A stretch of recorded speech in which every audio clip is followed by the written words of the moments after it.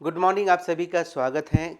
जैसा कि crash course में हम लोग देख रहे हैं, जो हमारा एग्रीगेट डिमांड है और एग्रीगेट सप्लाई है, उसको पढ़ने के बाद इसमें हम लोग जो आज का लेक्चर तीसरा है, जिसको पढ़ने के बाद आपका मल्टीप्लायर से जो क्वेश्चन से बन जाए। चूँकि आज की क्लास में हम लोग मुख्य रूप से मल्टीप्लायर पर डिस्कस करेंगे जो 12th स्टैंडर्ड का है। वैसे मल्टीप्लायर काफ़ी बड़ा टॉपिक है, लेकिन जो 12th स्टैंडर्ड में है, जो 12 बोर्ड इस बार देने वाले, उसी के हिसाब से वीडियो है। तो आपका जो क्वेश्चन है और जो अलग अलग सेंटर टेस्ट हुआ है अलग अलग स्कूल का या अलग अलग कॉलेजेस का, उसके भी क्वेश्चन, बहुत सारे क्वेश्चन इससे पूछे गए हैं। ये बिहार बोर्ड हो, सीबीएसई बोर्ड हो, दोनों के लिए इम्पोर्टेंट है। ये मैक्रो इकोनॉमिक्स का पार्ट है मल्टीप्लायर थ्योरी। तो चलिए बेसिकली मल्टीप्लायर के बारे में देख ले। मल्टीप्लायर को जो सबसे पहले उपयोग किया गया था इम्प्लॉयमेंट मल्टीप्लायर के रूप में 1931 में कान के द्वारा, प्रोफेसर कान के द्वारा, जो कि कैम्ब्रिज इकोनॉमिक्स थे। और बाद में केन्स ने उसे इन्वेस्टमेंट मल्टीप्लायर के रूप में अधिक पॉपुलर किया, इन्वेस्टमेंट मल्टीप्लायर के रूप में उपयोग किए 1936 में, 1936 में, जिसकी पुस्तक का नाम था general theory of employment interest and money. लिखा हुआ है general theory of employment interest and money, publish in 1936 में हुआ था। वैसे इनकी जो एक आर्टिकल था, जो कान साहब का, जो कैम्ब्रिज इकोनॉमिक्स थे, उसका नाम था the relation of home investment. इसको याद रखिए, क्योंकि आजकल पूछा जाता है कि कहाँ पे इन्होंने कहा था, ये उस पुस्तक का नाम क्या है, तो इस भी थोड़ा ध्यान रखिएगा। इनके आर्टिकल का नाम था the relation of home investment to unemployment. In 1931 में खान साहब ने मल्टीप्लायर, जिसको हम लोग एम्प्लॉयमेंट मल्टीप्लायर के रूप में जानते हैं, कि जो शुरू में मैंने आपको बताया था। केन्स के हिसाब से एक जो मल्टीप्लायर है, it is the ratio of change in income and change in investment. या केन्स कहते हैं कि अर्थव्यवस्था में अगर हम इन्वेस्टमेंट करते हैं तो उससे इनकम कई गुना बढ़ता है ना। अगर जैसे मान ले 100 रुपये लगाएं तो इनकम, चूँकि मल्टीपुल डिफरेंट सेक्टर्स में वो पैसा सर्कुलर मतलब फ्लो के तहत घूमते रहता है ना। तो जितना ज़्यादा उस कंट्री में marginal propensity to consume high होगा, उतना ही अधिक मल्टीप्लायर का वैल्यू होगा, ऐसा केन्स ने कहा था। केन्स कहते हैं कि जब किसी गरीब का इनकम बढ़ता है तो उससे वहाँ का इनकम, उससे वहाँ खर्च अधिक बढ़ेगा और मल्टीप्लायर का वैल्यू अधिक होगा। तो चलिए इस चीज़ को समझते हैं। इसका एक और है, हम फिर बोर्ड पे आ जाएंगे। समझ लीजिए, केन्स के अनुसार, चूँकि डायरेक्ट ही क्वेश्चन पूछता है, तो केन्स के अनुसार क्या है भाई, तो इन्वेस्टमेंट मल्टीप्लायर जो है, investment multiplier tell us that when there is an increment and aggregate investment, जब एग्रीगेट इन्वेस्टमेंट में इंक्रीमेंट करते हैं, income will increase by an amount which is k time. Multiplier को के टाइम से represent करते हैं। तो इस तरीके से जो मल्टीप्लायर है, केन्स क्या बोले थे, केन्स कहते हैं कि जो मल्टीप्लायर है, multiplier is the ratio of change in income by change in investment. देखिए, जहाँ पर के का मतलब मल्टीप्लायर, डेल्टा वाई और delta I, change in investment in the economy, change in investment और change in income, change in investment, change in income, है ना। और केन्स कहते हैं कि अगर मार्जिनल प्रोपेंसिटी टू कंज्यूम अधिक होगा तो मल्टीप्लायर का वैल्यू अधिक होगा, है ना। और उनके हिसाब से वो कहते हैं कि there is an direct relationship between multiplier and marginal propensity to consume. वो इस तरह, देखिए एक डायरेक्ट क्वेश्चन पूछा गया है कि मल्टीप्लायर निम्नलिखित में से कौन है, तो ये मल्टीप्लायर होगा। मल्टीप्लायर को k equal to 1/1 minus MPC कहते हैं। MPC मतलब अगर जितना ज़्यादा अधिक होगा MPC, उतना ही मल्टीप्लायर का वैल्यू आपका अधिक होगा। तो इस इक्वेशन को हम लोग थोड़ा सा इंटरप्रेट करेंगे और हम लोग कई एक तरह का फार्मूला को डिराइव करेंगे। समझते हैं इसको। चलिए देखिए, चूँकि आप जानते हैं कि k इक्वल टू क्या होता है, change in y change in i, है ना। चूँकि y इक्वल टू होता है c प्लस i, हाँ, तो अगर इनकम में चेंज होगा तो कंजम्पशन में भी चेंज होगा और इन्वेस्टमेंट में भी चेंज होगा। या इसको हम ऐसे भी लिख सकते हैं, change in I equal to change in Y, Y change in C लिख सकते हैं। इसको पहला मान लेते हैं, इसको दूसरा मान लेते हैं, इसको तीसरा मान लेते हैं। अब देखिए, putting delta I equal to delta Y minus delta C, तो इसमें रखिए तो क्या हो जाएगा, देखिए तो k equal to delta Y upon delta Y minus delta C, इतना के बराबर रख दिए और डिवाइड कर दीजिए, divide numerator and denominator by delta Y.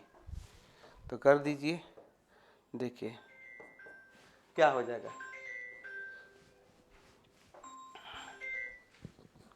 आपका जो है देखिए delta Y, Y delta Y, delta Y minus delta C upon delta Y, ये कट जाएगा, ये बचेगा 1 डेल्टा वाई लिख सकते हैं minus delta C delta Y, ये भी कट गया।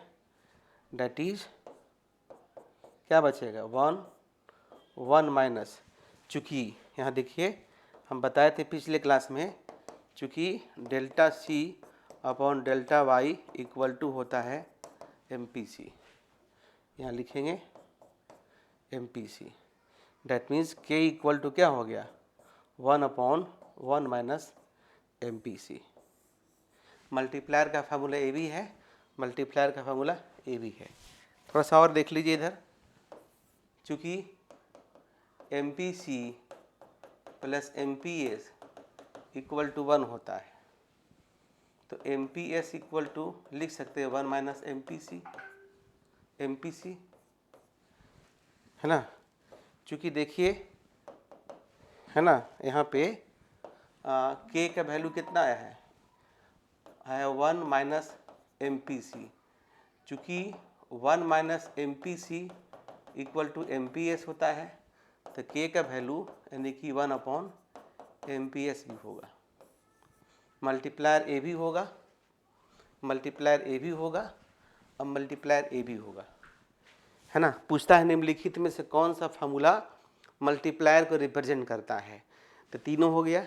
कभी कभी 2 ऑप्शन देता है, A and B, B and C करके। तो इस तरीके से मल्टीप्लायर का 3 फार्मूला हुआ, डिराइव कर दिया मैंने, आप इसको नोट कर लीजिए, आप इसको नोट कीजिए।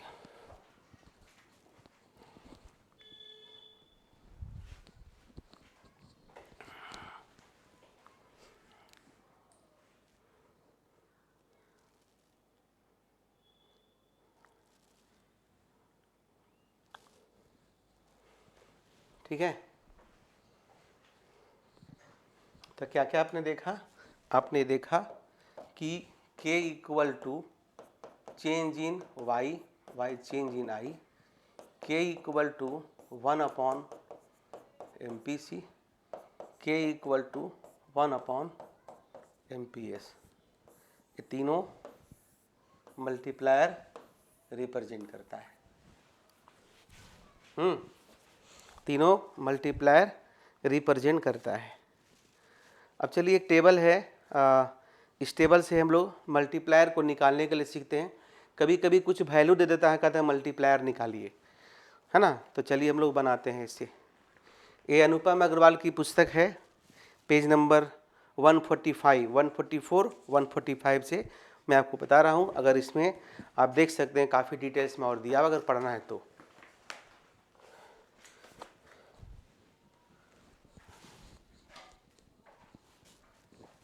देखिए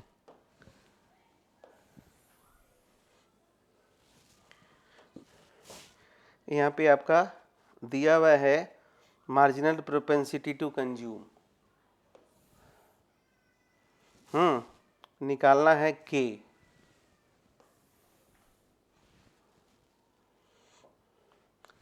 MPC दिया हुआ है, MPC मतलब change in C upon change in Y दिया हुआ है, K निकालना है। तो MPC दे देगा तो K कैसे करेंगे, 1/1 माइनस MPC से निकाल लेंगे। यहाँ पे देखिए आपका दिया हुआ है 0 है, 1/3 है, 1/2 है, 2/3 है, 3/4 है और 8/10 है और 1 है। क्वेश्चन होता है कि बता रहे हैं कि क्वेश्चन देगा ना कि यदि MPC इतना दिया हुआ है तो मल्टीप्लायर का वैल्यू कितना होगा, मल्टीप्लायर का वैल्यू कितना होगा। ठीक है, तो देखिए, तो ये यहाँ MPC दिया हुआ है, डायरेक्टली MPC फार्मूला हम लिख दिए हैं। अब यहाँ पर मान ले पूछेगा तो कैसे बनाइएगा, लिखिए 1 माइनस 0, तो 1/1 MPC कितना 0 है तो वैल्यू कितना हो जाएगा इसका 1 हो जाएगा। उसी तरीके से यहाँ निकालना है 1, है ना, क्या दिया हुआ है 1/1 माइनस 3, तो 1 तो हो जाएगा, 3 LCM हो गया और 3 माइनस 1 हो गया तो 1, है ना, और 2/3 यानी कि 3/2 कितना वैल्यू हो जाएगा 1.5 हो जाएगा। ठीक है, उसी तरीके से 1 माइनस 2 इक्वल टू देखिए क्या आ जाएगा 1 LCM 2 तो 2 माइनस 1 यानी 1/2 यानी इसका वैल्यू हो जाएगा 2/1 2। तो उसी तरीके से 1 माइनस 2/3 तो 1 3 LCM है तो 3 माइनस 2 यानी कि 1/1/3 यानी कि 3/1 तो वैल्यू कितना होगा 3 होगा। उसी तरीके से 1 माइनस 3/4 तो 1 यहाँ 4 है, 4 माइनस 3 यानी 1/1/4 4/1 4 होगा। उसी तरीके से 1 माइनस 8/10 है ना, तो 1 10 हो गया, 10 माइनस 8 हो गया, तो देख रहे हैं 2/4 2/10 है तो 10/2 कितना हो जाएगा 5 होगा। इस तरह से देख रहे हैं। उसी तरीके से इसको निकालिएगा तो ये इन्फिनिटी हो जाएगा, क्या आएगा 1 माइनस 0 तो इसका वैल्यू इन्फिनिटी हो जाएगा। तो इस तरीके से क्वेश्चन दिया रहता है ऑब्जेक्टिव में कि MPC का वैल्यू इतना दिया हुआ निकालिए। अगर मान लीजिए MPS दिया रहेगा, मान लीजिए MPS दिया रहेगा तो हम कौन सा फॉर्मूला लगाएंगे 1/MPS लगाएंगे। तो जिस तरह की भी क्वेश्चन रहेगा आपको इससे क्वेश्चन बन जाएगा, नोट कर लीजिए।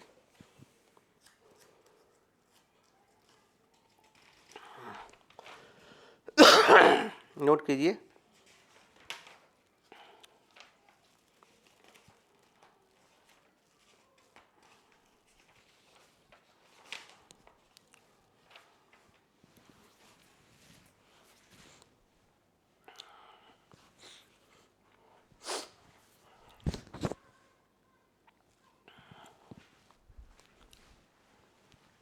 अब देखिए सबसे पहले इसका कुछ रिलेशनशिप को देखते हैं, इससे भी क्वेश्चन है।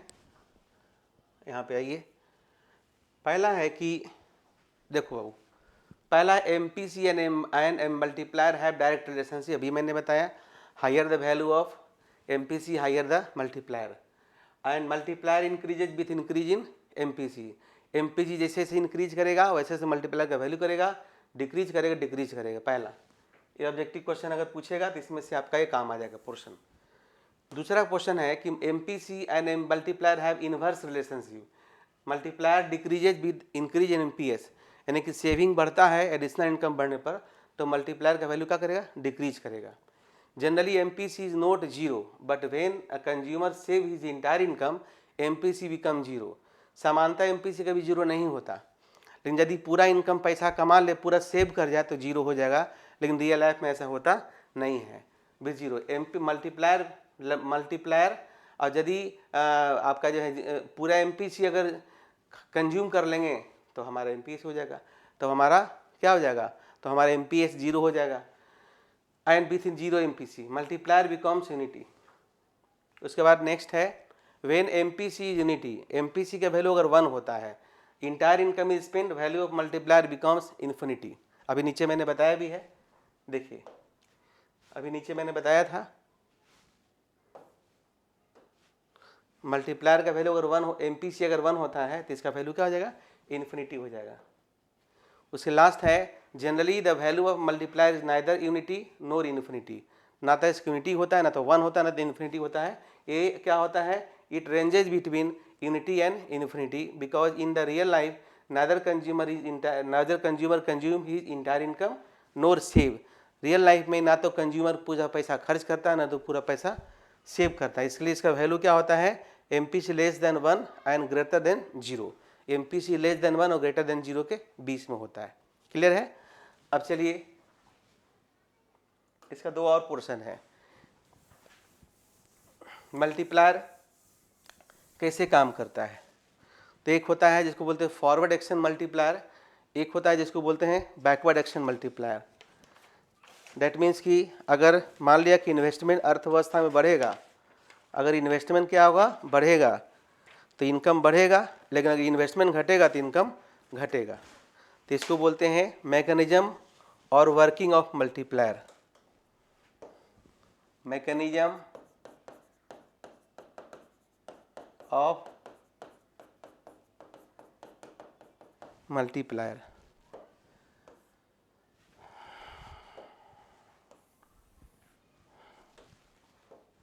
एक है जिसको कहते हैं forward action multiplier,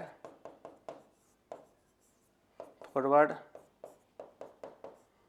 action multiplier. दूसरा है जिसको बोलते हैं बैकवर्ड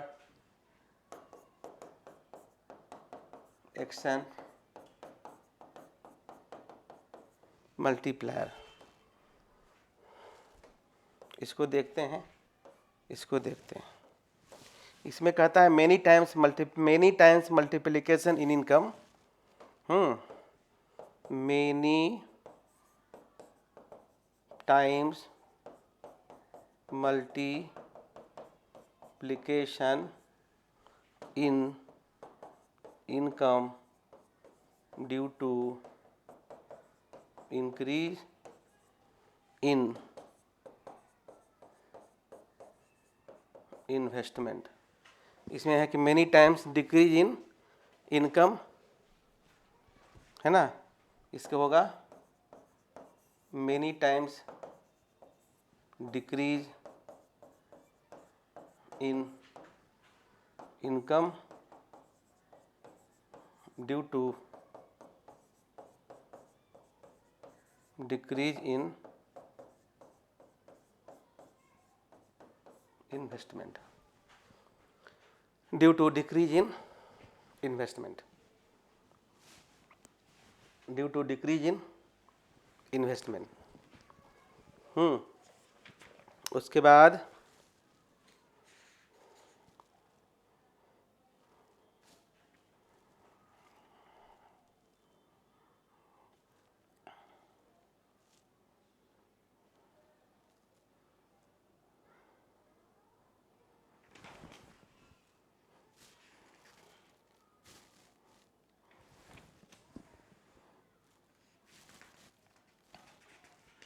इसमें देखिए जो क्वेश्चन कुछ पूछे गए हैं इससे, पहला है कि Keynesian multiplier establishes relationship between income and consumption, income and investment. तो इनकम एंड इन्वेस्टमेंट ऑप्शन होगा। ये बिहार बोर्ड में 2019 में 2021 में क्वेश्चन पूछा गया है। फिर कह रहा है which is the one correct, मतलब वैल्यू दिया हुआ उसमें है कि k equal to 1/MPC, k equal to 1/MPS, k equal to 1 - MPC, all of the above. इसका answer all of the above बन जाएगा। आपसे क्वेश्चन बनाइएगा तो multiplier can be expressed as, है ना, तो इसमें ऑप्शन दिया हुआ है delta y by delta i। ये भी बिहार बोर्ड में 2011, 2012, 2021 में पूछा गया है, झारखंड बोर्ड में 2017 में पूछा गया है। Can derive investment multiplier from Kahn, income multiplier, consumption multiplier, employment multiplier. Answer होगा एम्प्लॉयमेंट मल्टीप्लायर। कान का एम्प्लॉयमेंट मल्टीप्लायर से इन्होंने इन्वेस्टमेंट मल्टीप्लायर को डिराइव किया था, जो कि 1931 में दिया गया था। नेक्स्ट आता है कि the value of Keynesian investment multiplier depends on income level, marginal productivity of capital, marginal propensity to consume. Marginal propensity to consume option होगा इसमें। कह रहा है which of the following affect the Keynesian multiplier, marginal propensity to save, marginal propensity to consume, both A and B. Both A and B option होगा। 2021 में Bihar board में question पूछा गया है। Which of the following is correct, MPC and multiplier have directly relationship, है ना, और MPC have inverse relationship. Option C में है A and B. A and B option होगा। ये भी बिहार बोर्ड में क्वेश्चन पूछा गया है पहले।